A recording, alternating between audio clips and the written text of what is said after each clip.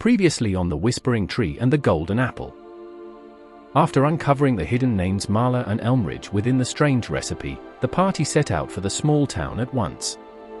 Elmridge greeted them with muddy streets, the smell of hay and hearth smoke, and the sense that secrets lingered in every shadow. Their goal was clear: find Marla.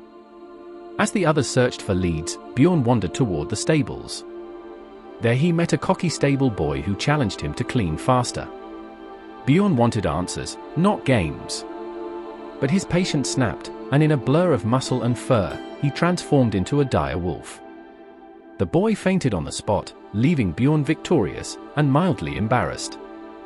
Elsewhere, Thorin, Ella, and Kaki stepped into a run-down pet shop called Geren's Exotic Companions.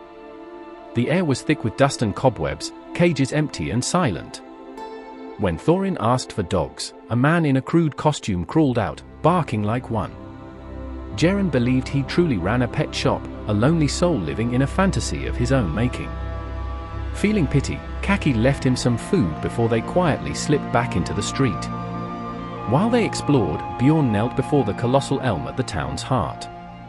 The ancient tree's branches whispered softly in the wind as he prayed for calm after the chaos of the morning. Later, the trio found another pet store, Pets at Home. Thorin wanted 2 mastiffs, Ella sought a ferret, and Kaki, a gerbil. When the shopkeeper tried to overcharge Kaki for having no coin, Thorin's glare and growl were enough to make the man hand everything over for free. Meanwhile, Leah headed to the inn to gather information.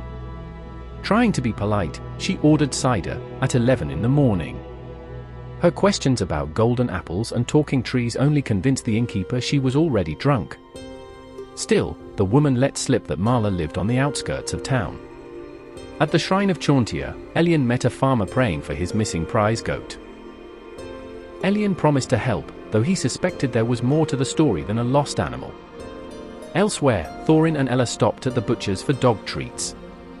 The butcher took quite a liking to Thorin, and though Ella wisely kept her distance, Thorin's charm worked wonders. They left with free supplies and the butcher looking rather pleased with himself. When Kaki took flight to find Bjorn, he spotted him still beneath the colossal elm. The two shared quiet words before returning to the others. Later, Thorin entered the inn seeking information about Marla, but the barmaid's flirtation turned sour when he didn't return it. With an angry glare, she tossed cider in his face, and the whole room erupted in laughter. The group then visited the lawmen of Elmridge, asking about a wanted man known as the Master of Disguise. The guards shared few clues, only that a single piece of clothing had been found at the last crime scene. But when one mentioned an attack on a stable boy that morning, Bjorn quickly changed the subject. The guards didn't press. Outside, the group agreed to ignore the other distractions: the wanted man, the missing goat, the free samples at the inn. The focus was clear: find Marla. Leaving town behind, they followed Leah's directions to a small homestead marked Stockley English. The air was peaceful, too peaceful. Inside, Marla greeted them warmly, a quiet woman surrounded by herbs and books. When they asked about the Whispering Tree and the Golden Apple, her composure faltered. She claimed ignorance, insisting she was just a herbalist. But something in her eyes betrayed her. Moments after the truth struck, that Marla was Ilram, the very name from the legend, shouting erupted outside. 14 men in black with raven sigils surrounded the cottage. Marla of Elmridge, their leader, roared. "You are under arrest." The party moved instantly. Kaki slammed the door, guarding Marla inside with the mastiffs. Elian and Thorin charged out to meet the attackers head-on, weapons flashing. Ella leapt into a nearby tree, while Leah vaulted through a window and landed atop the roof. The quiet homestead turned to chaos. Bjorn transformed into a dire wolf once more, tearing into the fray. Ella's arrow struck true, killing the leader outright. Leah's shots missed, hissing harmlessly past the enemy lines. Thorin stood over the fallen leader, raising his jeweled warhammer and unleashing a roar so fierce it shook the yard. The men in black didn't flinch, their resolve unbroken. Then the cottage door burst open as Kaki darted out, wings flaring. He punched one man so hard his head flew clean off, the grisly projectile knocking another flat.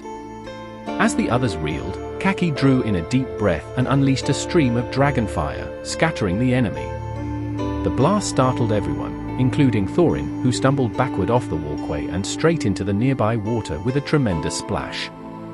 The enemies regrouped and loosed a volley of fire arrows, setting the roof ablaze. Leah and Ella rushed to rescue Marla, shielding her from the flames as they guided her outside with the mastiffs at their heels. Outside, Thorin, Kaki, Bjorn, and Elien fought furiously, driving the last of the men back. When the smoke finally began to clear, only one enemy remained alive, wounded and surrounded. And then, from beyond the tree line, the sound of hooves. A horse and wagon burst into view. The surviving men fled toward it, clambering aboard as it slowed. At the reins sat a woman cloaked in green, her fiery hair unmistakable. Saralith, Leah's long-lost sister. Fury burned in her eyes. "Leah," she shouted. "You're meddling in things you don't understand." The wagon turned sharply, vanishing into the smoke and dusk. Leah stood frozen, her sister's words echoing in her mind, and the truth sinking in: the recipe's clue had been changed. Someone had sent Saralith to the wrong place. Whatever game they had stumbled into, it was far from over.